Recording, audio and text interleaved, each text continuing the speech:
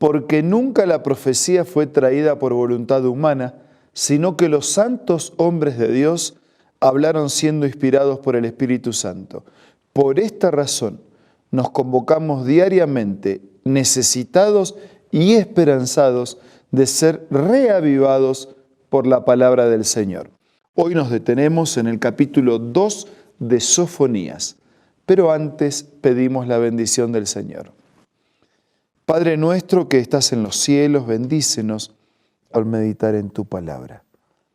Lo hacemos con necesidad y gratitud en el nombre de Jesús. Amén. El capítulo 2 del libro del profeta Sofonías es un llamado a buscar a Dios, en el contexto de juicio, de advertencia a las naciones. Comienza el capítulo de esta manera: humíllate hasta el polvo, nación no quebrantada.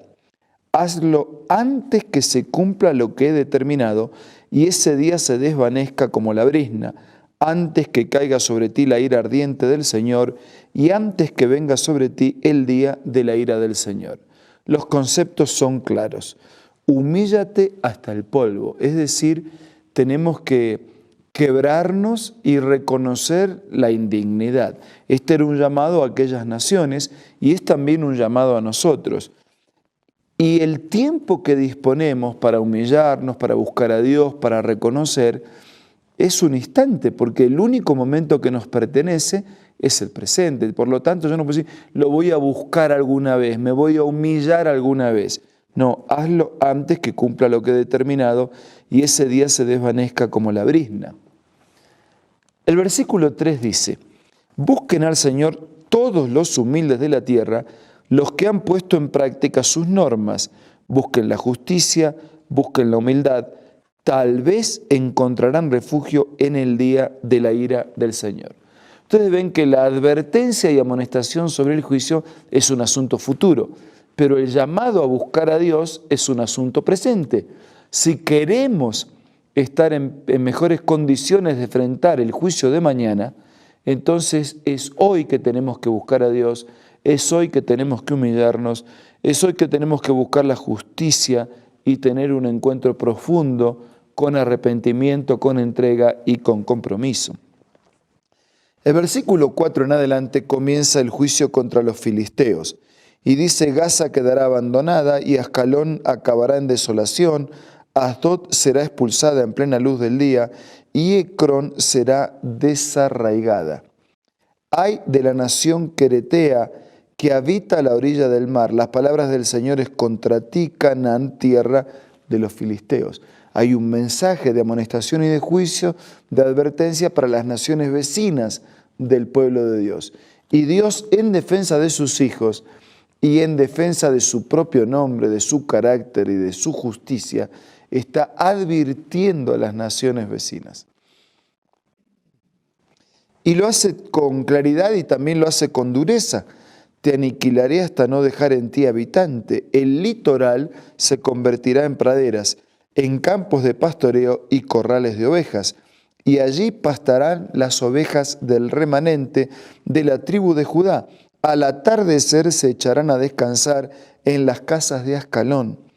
El Señor su Dios vendrá en su ayuda para restaurarlo. O sea, hay un mensaje de juicio para los vecinos, enemigos, pero hay un mensaje de confianza para aquel que ha establecido su compromiso en el Señor.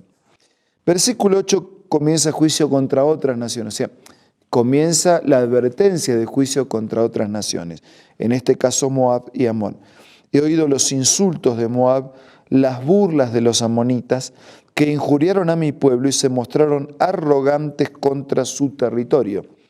Tan cierto como que yo vivo, afirma el Señor Todopoderoso, el Dios de Israel, que Moab vendrá a ser como Sodoma y los amonitas como Gomorra, se volverán campos de espinos, minas de sal, desolación perpetua. O sea, tan cierto como que yo vivo, afirma el Señor Todopoderoso. O sea que sus palabras son tan esenciales como su existencia. Así como Dios, tan cierto como que yo vivo, cumpliré mi palabra. Y así fue como Dios creó. Él habló y fue hecho. Él mandó y existió. Dios manifiesta su poder a través de su palabra. Así que hablar de su palabra y de su existencia es hablar de la misma esencia de Dios.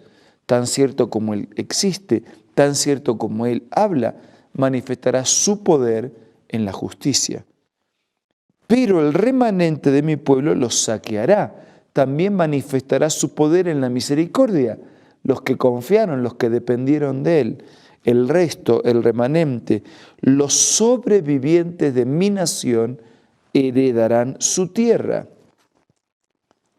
Versículo 10. Este será el pago por su soberbia y por injuriar y despreciar al pueblo del Señor Todopoderoso. El Señor los aterrará cuando destruya a todos los dioses de la tierra, y así hasta las naciones más remotas se postrarán en adoración ante Él, cada cual en su propia tierra.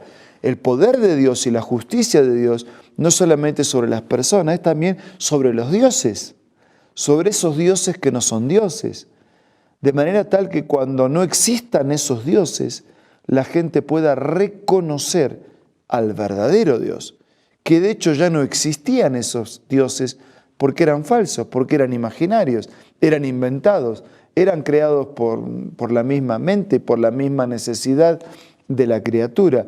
Pero toda esa acción de Dios contra los dioses, que no iban a poder hacer nada para impedir a los que confiaron en Él, era un llamado de atención para que las personas pudieran reconocer, confiar y adorar al verdadero Dios. Juicio contra Cus, versículo 12. También ustedes, cusitas, serán atravesados por mi espada. Versículo 13. Juicio contra Asiria. Él extenderá su mano contra el norte y aniquilará a Siria y convertirá a Nínive en desolación, árida como un desierto. Los poderosos asirios, la gran ciudad de Nínive será desolada, será convertida a un desierto.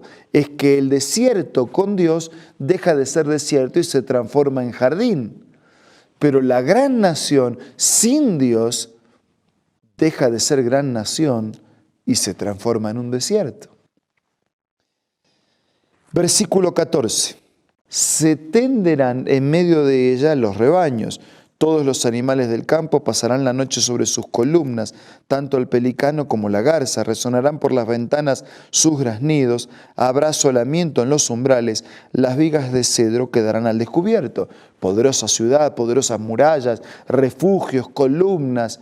Resulta que no solo serían conquistadas y deshechas y destruidas, sino que hasta los animales la utilizarían, ¿no? Un pájaro, un ave, como un lugar, como su guarida, como su descanso, como símbolo de desolación y de destrucción.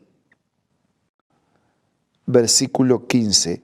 Esta es la ciudad alegre que habitaba segura, la que se decía a sí mismo, yo y nadie más. Cómo ha quedado convertida en espanto y en guarida de fieras.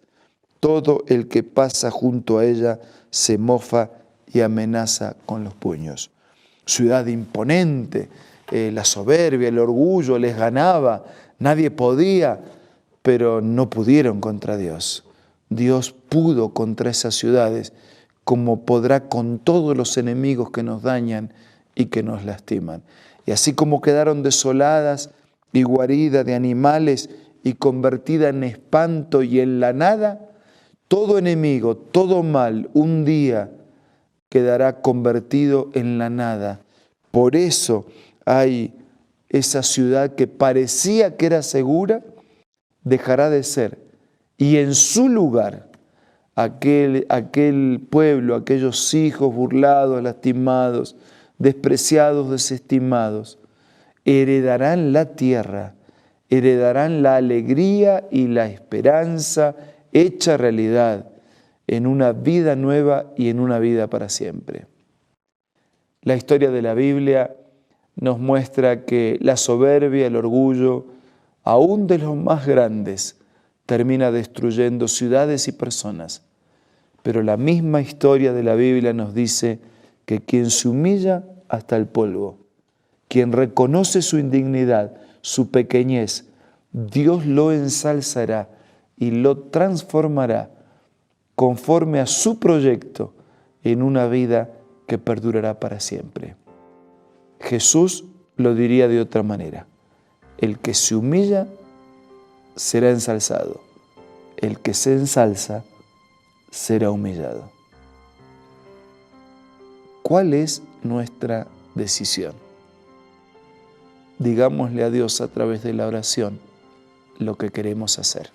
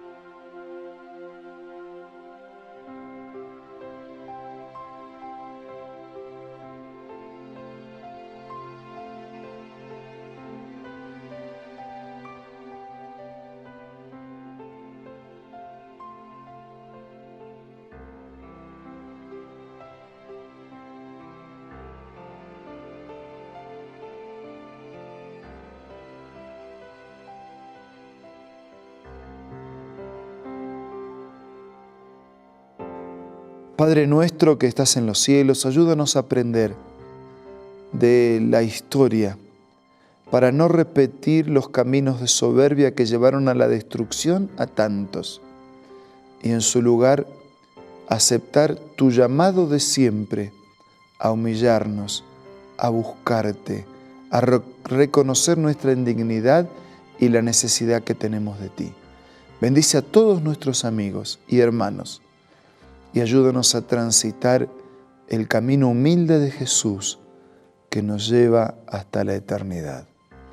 Todo te pido y agradezco en el nombre de Jesús. Amén.